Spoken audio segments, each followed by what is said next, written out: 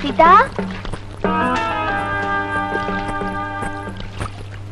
సీత, సీత, ఏమిటదినా? స్నానం చేస్తున్నావా? సరే, ఇవాళ శనివారం కదా, పాయసం చేశాను, ఇక్కడ పెడతాను, తర్వాత తీసుకో. అలాగే వదినా.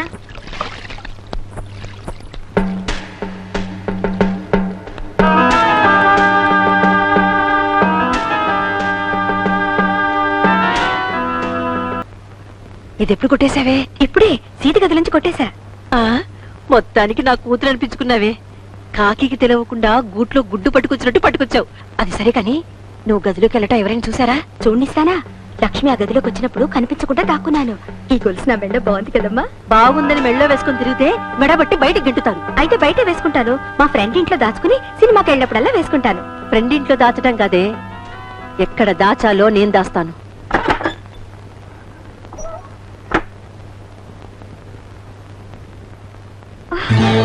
నెక్లెస్ అది వీటితో పాటు ఇక్కడ పెట్టేనే.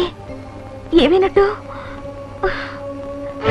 రంగనా, అమ్మగారు, నా నెక్లెస్ కనిపించడం లేదు. నువ్వేమైనా చూసావా? లేదమ్మగారు, పొద్దు నుంచి నేను మీ గదిలోకి రాలేదు. మరి ఎవరు తీసుంటారు? తీసిందో లేదో గాని ఆ గిరిజమ్మ గారు హడావుడిగా మెట్లు దిగలటం నేను చూశాను అమ్మగారు.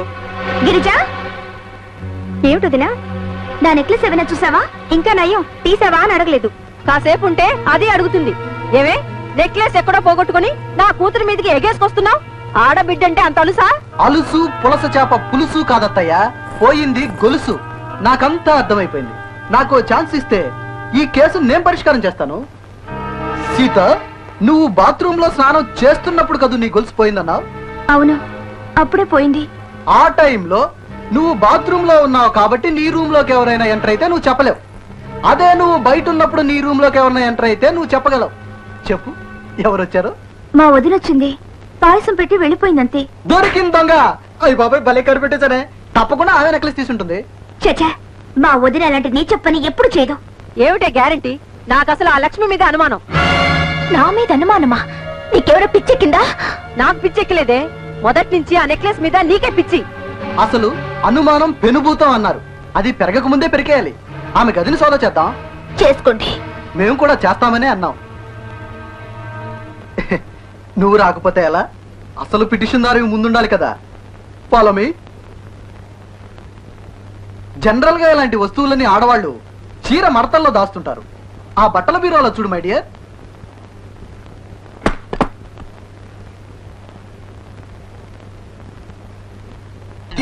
దొరికింది.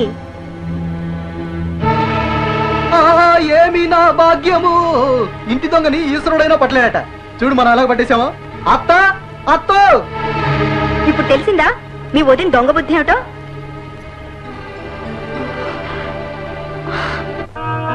బుట్టలో పామును దాచినట్టుగా బట్టల్లో నెక్లెస్ దాచావు. రెడ్ హ్యాండెడ్ గా దొరికిపోయావు. ఇప్పుడేమంటారు? ఏమంటుంది? కుక్కను తీసుకొచ్చి సింహాసనం మీద కూర్చోబెట్టినట్టు గొడ్డను కాసుకునే దాన్ని తీసుకొచ్చి ఇంత పెద్ద మేడలో పెడితే మాత్రం దాని దరిద్ర బుద్ధులు ఎక్కడికి పోతాయి? నేను బర్రెలు కాసిన పాలమ్మినా స్వతంత్రంగా బ్రతికాను. ఇలాగా వాళ్ళు వీళ్ళు వేసిన ఎంకిల్ తిని బ్రతకలేదు. ఏమిటే నోటుకొచ్చినట్టు వాగుతున్నావు? చేసిన దొంగతనం ఒప్పుకొని తప్పైపోయిందని కాళ్ళు పట్టుకోక. ఈ దొంగతనం నేను చేయలేదు. మీరేదో పద్మవ్యూహం పని ఉంటారు. పద్మవ్యూహమా? నో పద్మ, నో వ్యూహం. ఈ చెల్లెలు సీత చూస్తుండగానే నీ చీర మడతల్లో ఈ నెక్లెస్ ప్రత్యక్షమైంది. నెక్లెస్ సొంతదారికి దొంగెవరో తెలిసిపోయింది. సీత, ఏమిటి సీత, నువ్వేం మాట్లాడలేదు? నీ మనసులో కూడా నీ మీద సందేహం ఉందనుకుంటున్నావా? సోదా చేయడానికి వెళ్ళు రమ్మన్నప్పుడు నీ గదిలోకి వెళ్ళింది నేను అనుమానించడానికి కాదురా, నీకు దొంగరికం కట్టడానికి. వీళ్ళేం పన్నాగం పన్నారో కళ్ళారా చూడడానికి. ఈ దొంగతనం గిరిజ చేసిందని నాకు ముందే తెలుసు. అమ్మో అమ్మో, వదిన మరదలు కలిసి జరిగిన పాపం మా మీద తోస్తారా? ఈ ఇంట్లో పాపాలు చేసే వాళ్ళు ఎవరైనా ఉంటే అది మీరే. నేను తన చెల్లెల్ని కనుక, గారాభంగా పెంచాడు కనుక, ప్రేమించిన వ్యక్తితో నా పెళ్లి జరగాలి కనుక ఆ రోజున హిరణ్యాక్ష వరాలన్నిటికీ మానే ఒప్పుకున్నాడు. కోటీశ్వరుడి భారీగా ఇంట్లో అడుగు పెట్టిన మా వదినికి ఏం అవసరమని మిమ్మల్ని ఇక్కడ ఉంచుకోవాలి? ఇంత మేలు చేసిన వదిన్ని వేరు వంటలు పెట్టి అన్నయ్యతో కొట్టిస్తారా? పైగా దొంగతనం పడతారా? ఏమిటి నీ వదిలి చేసిన మేలు? అది ఉండవంటే మేము ఈ ఇంట్లో ఉన్నావా? నీ అన్న కళ్ళ నీళ్లు పెట్టుకుని ఏడిస్తే జాలి పడి ఉన్నాం. ఉండి ఏడిపిస్తున్నారు. ఇంకా మీలాంటి పిశాచాలు మా ఇంట్లో ఉంటే మా అన్నయ్యకి ఏడిపే మిగులుతుంది. పోండి, మీరు మా ఇంట్లో ఉండడానికి వీలేదు. Get out! జరిగిందేమిటో వినండి. ఇంకా ఏమిటే వినేది? రాజు! రవి! ఏమండి? అన్నయ్య! అన్నయ్య! నువ్వు ఉండమ్మా, నేను బ్రతికుండగా నేను కొడతాడా? ఆయన నా భర్త. ఆగిపోయావే. నీ కోపం వస్తే నీ భార్య నువ్వు కొడతావు, కానీ నా భార్య నేను కొట్టకూడదు. ఎందుకంటే ఆమె నీ చెల్లెలు. నీ చెల్లెలు నీ భార్య నా వాళ్ళని తిడతారు, నువ్వు కొడతావు. మేం పడుండాలి, అంతేగా? అలా పడుండాల్సిన కర్మ మనకేం పట్టిందిరా? దీని మొహాన విడాకులు కొట్టి 3వ నాటికి మరో పెళ్లి చేసుకుందో గాని పద పోదాం. రాజు! భర్తకు దూరం అయితే ఆ ఇల్లాలి బ్రతుకు వ్యర్థం. నువ్వు సీతకు విడాకులిచ్చిన మరుక్షణమే ఆమె గుండె పగిలిపోతుంది రాజు. చెల్లెల మీద చేపడేసరికి ఏదో తేలిన ఆవేశంలో తొందరపడ్డాను. నన్ను క్షమించు రాజు, నన్ను క్షమించు. నా చెల్లెలకు అన్యాయం చేయకు రాజు. మీరు పెద్దవారు, మీరైనా చెప్పండి అమ్మా. నేను చేసిన తప్పుకు ప్రాయశ్చిత్తంగా మీరేం చెప్పినా చేయడానికి సిద్ధంగా ఉన్నాను. నువ్వు సిద్ధంగా ఉన్నా మేం సిద్ధంగా లేవు. ప్రతిరోజు సాధింపులు, నీ పెళ్ళ వేధింపులు మేం పడలేం.